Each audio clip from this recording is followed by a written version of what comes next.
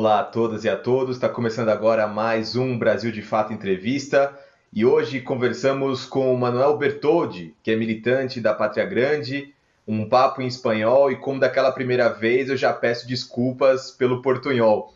Y podemos incluso naturalizar este idioma en nuestra futura patria grande. ¿No es así, Manuel? ¿Cómo estás? Buen día. Así es. Buen día, buen día. Muchas gracias por la invitación. Manuel Bertoldi é argentino, professor e engenheiro agrônomo. Foi pré-candidato ao governo de Buenos Aires em 2015 pela Frente Pátria Grande, partido do qual integra também a direção nacional. É coordenador da Assembleia Internacional dos Povos para a América Latina. Manuel, gustaría empezar esta conversa hablando sobre las elecciones primarias que tuvieron ustedes reciente. La vicepresidenta Cristina Kirchner publicó una carta con una serie de críticas al presidente Alberto Fernández, proponiendo una reforma ministerial que luego fue aceptada por el mandatario. Se vuelve a abrir la sesión del peronismo que ya había sido expresada en el pasado antes de las elecciones. Bueno, obviamente que la carta de Cristina generó, digamos, un cimbronazo en el frente político, pero fundamentalmente fue consecuencia de la derrota electoral que se vivió en las elecciones primarias, que fue una derrota histórica porque por primera vez el peronismo todo unido pierde por más de 10 puntos a nivel nacional, ¿no?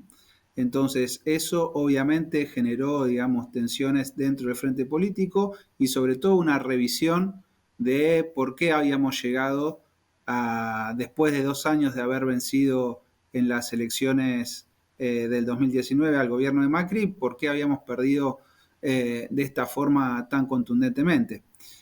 Una de las cuestiones que nosotros planteamos y que también, planteó con fuerza la que él es hoy la referencia, la líder, digamos, de un amplio sector político del Frente de Todos, es que había que generar cambios dentro del ministerio. Pero fundamentalmente lo que está desarrollándose ahora es, digamos, cuáles van a ser las políticas que se van a implementar, no solo para revertir la elección de cara a noviembre, sino fundamentalmente para los próximos años, para revertir la difícil situación social y económica que se vive en nuestro país. Y ahí hay decisiones que se van a tener que tomar, entendemos nosotros, que atentan, digamos, contra ciertos intereses del poder económico concentrado, de los acreedores externos del Fondo Monetario Internacional, y hay que, digamos, satisfacer las necesidades y la demanda de nuestro pueblo. Ese es hoy un poco el debate que está transcurriendo en la Argentina. Se habla ahora de un portocentrismo en el gobierno argentino que no conoce los problemas reales de la población. ¿Qué piensa usted? ¿El gobierno se cerró en la burocracia y asimiló una agenda reformista? Ahí hay varios elementos, ¿no? Un primer elemento tiene que ver con la construcción histórica de nuestro país, que nuestro país es unitario, o sea, hay un dicho que decimos acá en Argentina, que Dios está en todas partes, pero atiende en Buenos Aires, y obviamente la gravitación política de la capital federal hace que las referencias hoy principales del gobierno argentino tengan, digamos, un origen de capital federal o sus alrededores. Ese es un elemento más de índole histórico. Hay un elemento de clase que nosotros lo venimos planteando en términos de que la política, el sistema político es reactivo a determinadas clases sociales. Nosotros planteamos de que se aborrece, digamos, dentro del sistema político a los sectores populares, a los negros, a los que vienen, digamos, luchándola desde abajo. Nosotros impulsamos, digamos, ese tipo de candidaturas, pero tienen una fuerte, digamos, resistencia dentro del sistema político, y hoy la mayoría de los funcionarios obviamente no vienen de una militancia popular, no vienen, digamos, de haber vivido y sentido, digamos, las injusticias y falencias de nuestro pueblo, y para nosotros ese es un límite a la hora de pensar las políticas públicas.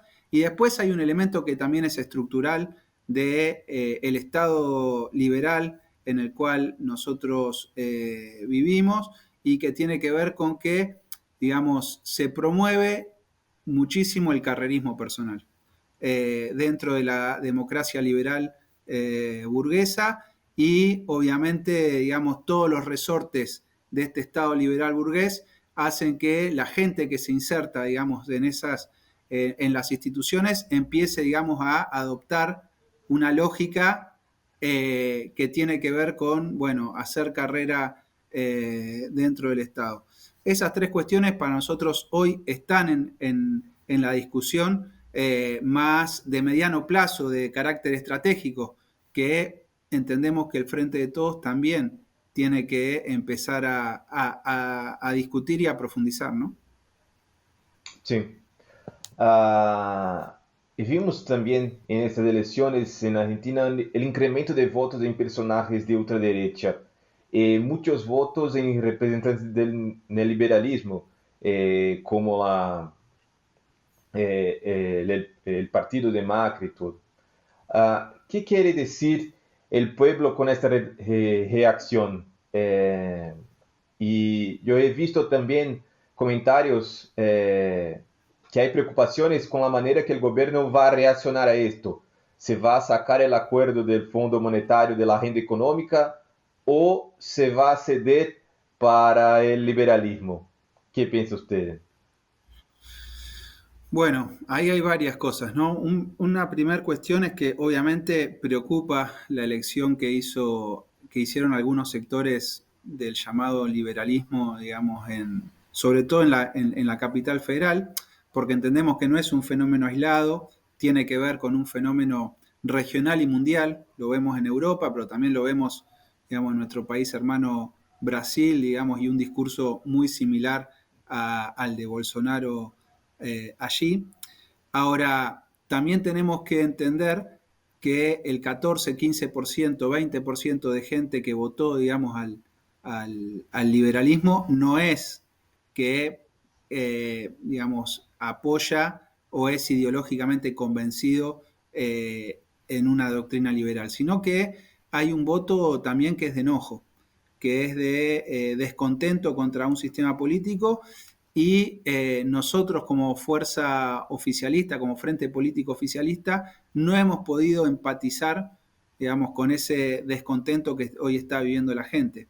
Nosotros deberíamos haber tenido en estas elecciones a alguien que realmente desde, digamos, su rol de candidato plantee las cosas que efectivamente se estaban haciendo mal y las cosas que faltan por hacer desde una empatía, digamos, con cientos de miles de personas que están enojadas por la situación que se está viviendo, ¿no? Que está enojada con el aumento de la pobreza, que está enojada con la falta de empleo, que está enojada porque todos los meses le sube el alimento, y ese descontento es una debilidad nuestra que no ha podido canalizarse, digamos, en un proyecto de transformación nacional y popular, sino que es canalizado, digamos, por estos sectores que se gritan, se hacen los enojados, y que, bueno, que nosotros deberíamos poder empatizar más, ¿no? Y para empatizar más, por ejemplo, una de las discusiones que para nosotros es fundamental, que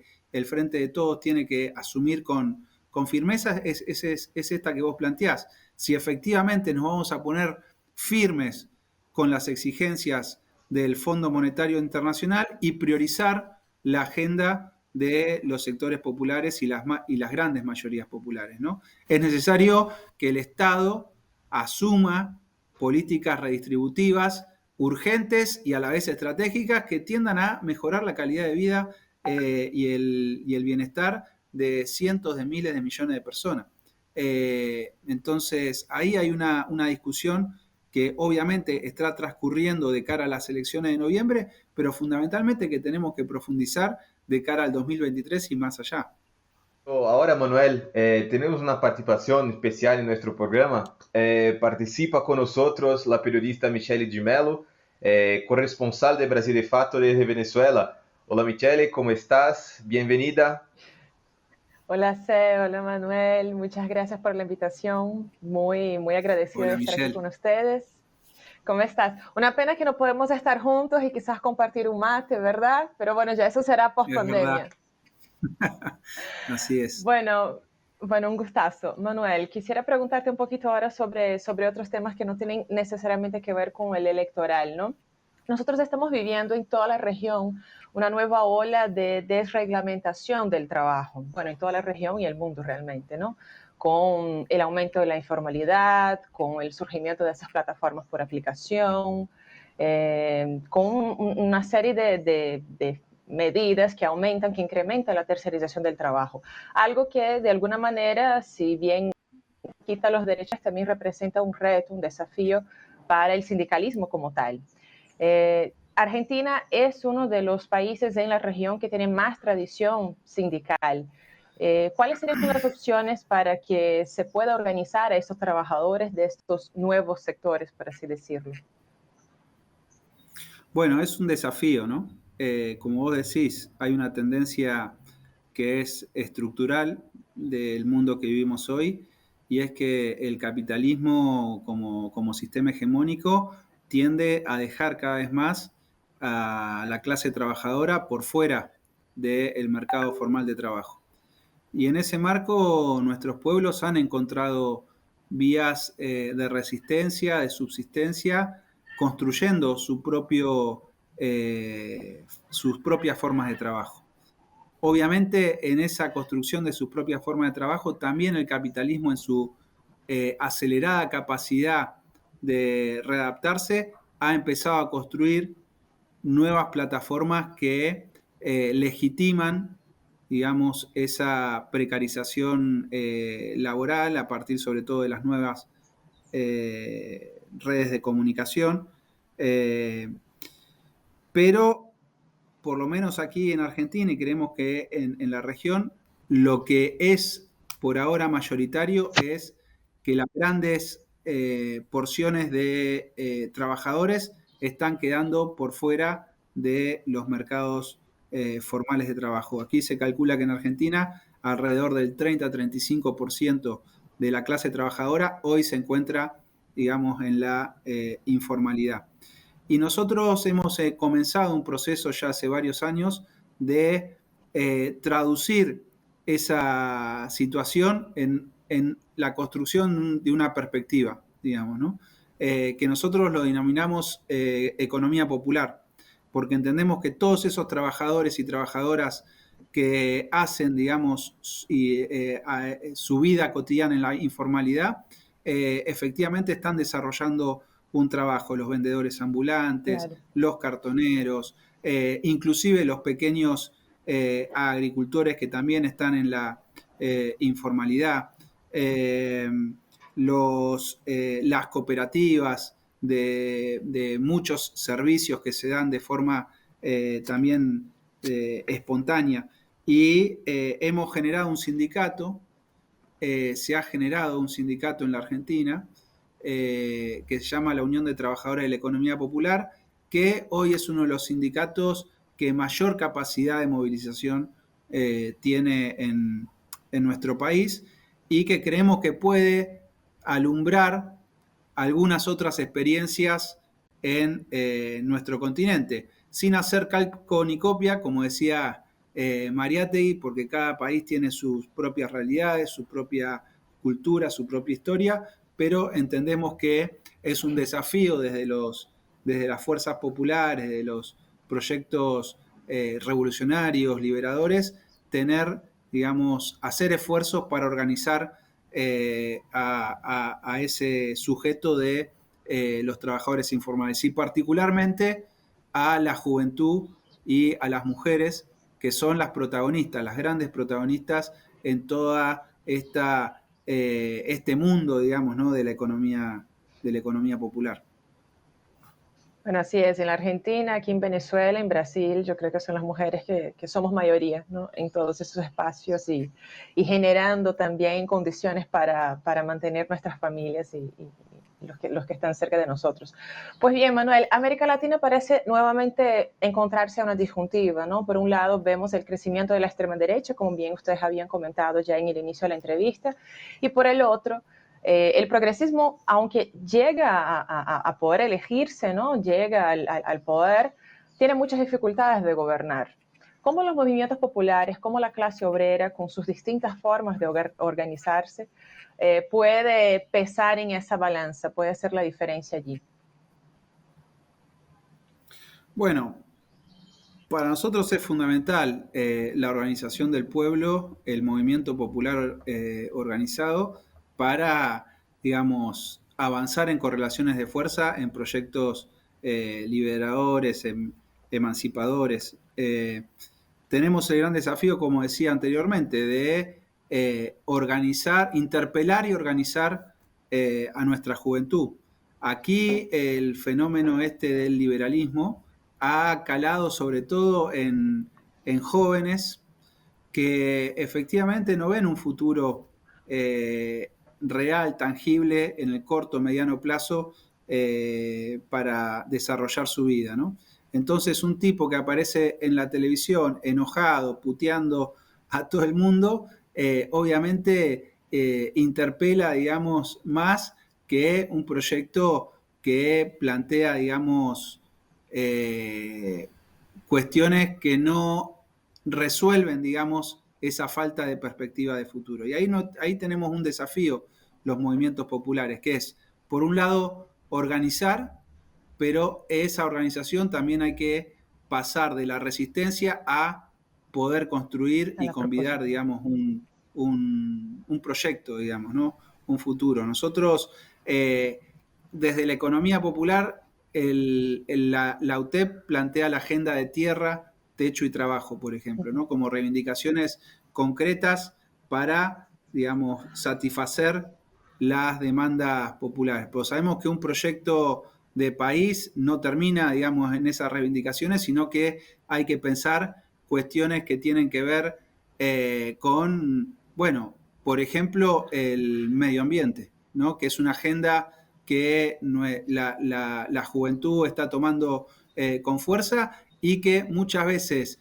los proyectos nacionales y populares, los proyectos que hacen eje en el desarrollo, dejan por de lado o en un lugar muy secundario la cuestión medioambiental. Y los jóvenes, obviamente, desde una lógica hasta de supervivencia, están planteándose de que a este ritmo de vida y en las condiciones actuales del mundo no tenemos planeta para las próximas generaciones. Entonces hay que poder combinar, digamos, una serie de elementos que hagan efectivamente que un proyecto pueda ser tangible y sobre todo enamorar a las grandes mayorías populares. Y para eso, de vuelta, la organización popular es un pilar fundamental e imprescindible para pensar eso, ¿no?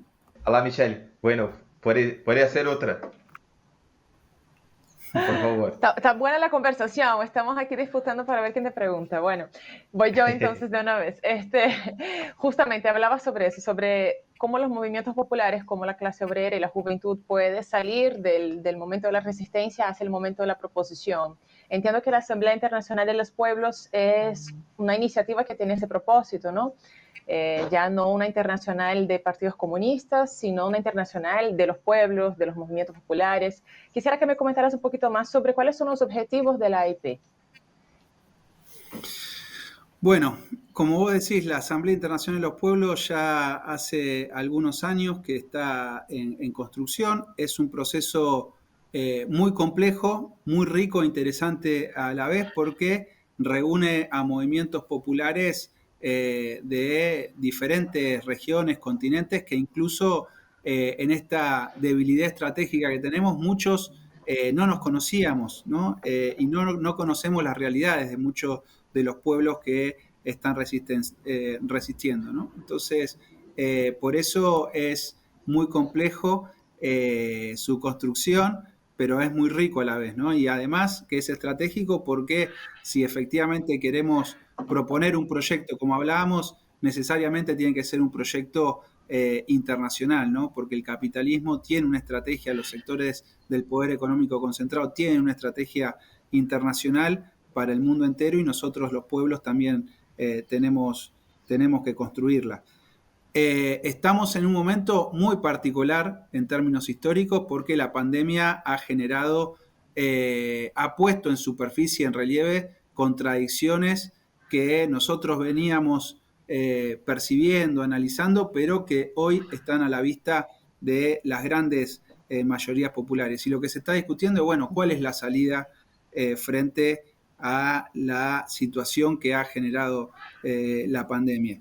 En ese sentido, los movimientos venimos construyendo una serie de reflexiones y propuestas que tienen que ver fundamentalmente con algo que decíamos al inicio, ¿no?, de la entrevista, de las necesarias decisiones políticas que se tienen que tomar de nuestros gobernantes y de nuestros pueblos, exigir para que efectivamente las grandes mayorías populares puedan vivir dignamente, que tienen que ver con el acceso a la salud, el acceso a la educación, el acceso a condiciones dignas de trabajo, salarios dignos, el respeto por la madre tierra, por nuestra naturaleza, poner nuestras vidas por encima de las ganancias, que hoy lamentablemente el mundo está patas para arriba, como decía Eduardo Galeano, ¿no? O sea, las ganancias son lo que termina decidiendo los cursos de nuestras vidas y cientos de millones de personas están en situación de extrema pobreza. Sí, Manuel, usted conoce la América Latina, conoce los movimientos populares, las luchas locales. ¿Cómo ves ahora el momento de Latinoamérica? Hay una busca por el progresismo. En muchos países ya se alcanzó. En Perú, en Chile se vive un momento muy especial. En Argentina volvió el peronismo. En Colombia nosotros tenemos una juventud en las calles que ahora no están más tan fuertes, pero estaban con mucha gana de cambiar las cosas. ¿Cómo ves ahora el movimiento de América Latina? Bueno, haciendo el paralelismo con un partido de fútbol, el partido está en desarrollo, digamos, ¿no? Empezamos el primer tiempo, si se quiere, en los principios de año del siglo XXI, el primer tiempo lo ganamos, pero nos fuimos al descanso y en el segundo tiempo nos lo dieron vuelta. Y todavía estamos jugando ese segundo tiempo, ¿no? Hay que ver, digamos, cómo se va desarrollando. Obviamente tuvimos algunos logros importantes, que fue la recuperación, por ejemplo, del gobierno en Bolivia, la victoria en Perú, aunque, como vos decías, Pedro Castillo está sufriendo, digamos, el hostigamiento del poder económico concentrado, de los sectores de derecha que le hacen bastante difícil la jugada para que pueda gobernar el país y sobre todo para que construir políticas que beneficien al pueblo peruano. Pero fundamentalmente lo interesante es que el proceso de movilización popular sigue en curso, ¿no? O sea, nosotros recientemente en las últimas semanas vimos cómo salió el pueblo brasilero a la calle en Brasil, en Paraguay también hay grandes movilizaciones, en toda la zona andina, Colombia, Chile, hay también movilizaciones y lo que esas movilizaciones tienen que, me parece, asumir el desafío de ir por propuestas cada vez más radicales y disruptivas, ¿no? Porque la agenda de la disrupción no puede ser una agenda que la asuma la derecha, sino que tiene que ser una agenda que la asumamos nosotros desde los movimientos populares, ¿no? Creo que hay una debilidad grande en el continente que no la teníamos en ese famoso primer tiempo, que es la falta de un liderazgo claro, ¿no? Teníamos en ese momento a Fidel, teníamos a Chávez, teníamos a Néstor, a Cristina. Bueno, acá Cristina, por ejemplo, fue fundamental en ese balance corto que hicimos de las primarias, ¿no? Pero nos está faltando, digamos, figuras fuertes en términos regionales que marquen agenda, ¿no? Los procesos que hoy podemos caracterizar como progresistas o populares son un poco más tibios, ¿no? De los que tuvimos en la década pasada. Sí, muchas emociones. Vamos encerrando nuestro programa, pero Michele, ¿quieres hacer una más? Tenemos tiempo para una más. La última, antes que se nos vaya el tiempo. Bueno, Manuel, bien, justamente comentabas ahora sobre la importancia de caminar conjuntamente la agenda electoral con la agenda de movilización de los movimientos populares, de la organización de la clase obrera. Ya fuiste precandidato al gobierno de Buenos Aires en el pasado, en 2015. ¿Piensas ser otra vez precandidato? ¿Cómo ves ahí esa relación tuya también como un dirigente popular y con la vía electoral?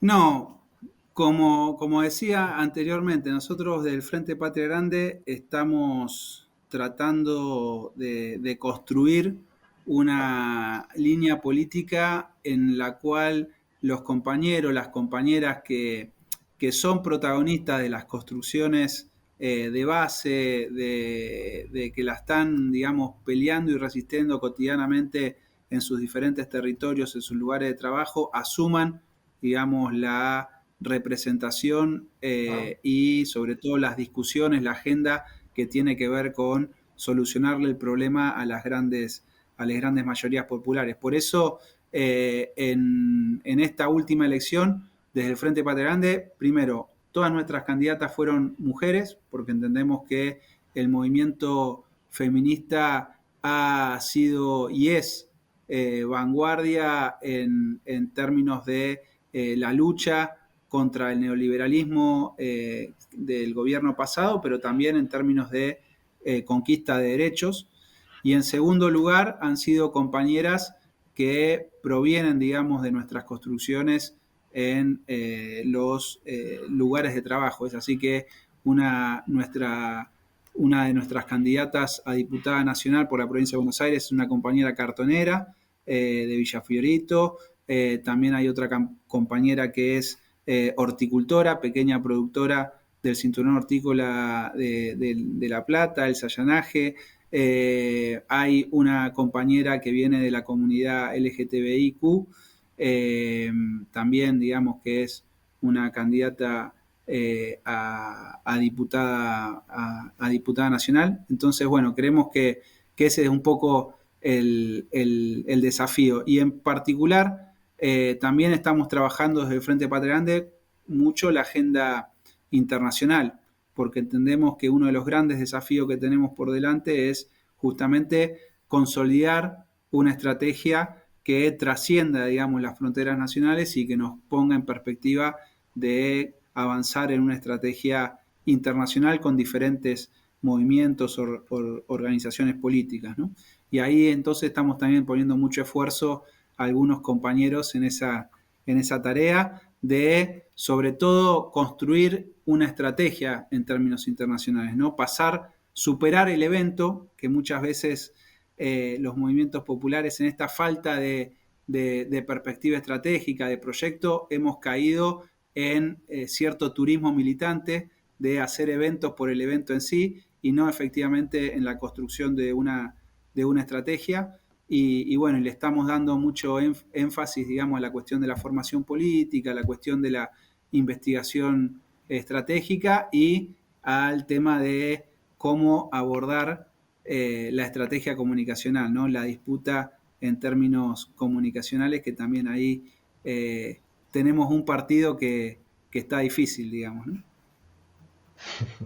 Sí, y los hinchas están con el corazón por salir la boca. Manuel, muchas gracias por esta conversa, muchas gracias por su tiempo. Michelle, muchas gracias por la participación, que vuelva siempre. Estamos llegando al final. Gracias a todos.